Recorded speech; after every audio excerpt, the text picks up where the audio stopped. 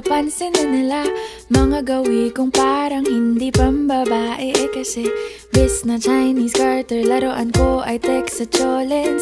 Tapos jamming ko lagi noon mga sigang lalaki sa amin. Nung ako'y mag-high school ay napabarkada sa mga bay. Curious na babae na ang hanap din ay babae. Sa halip na makeup kit, bit-bit ko ay gitara. Tapos pormahan ko lagi ay long sleeves na t-shirt at faded na lonta. Pero nung makilala kita, nagbagong bigla ang aking timpla. Natutuwa ko na magpariban at mag-ahit ng kilay at least once a month. Hindi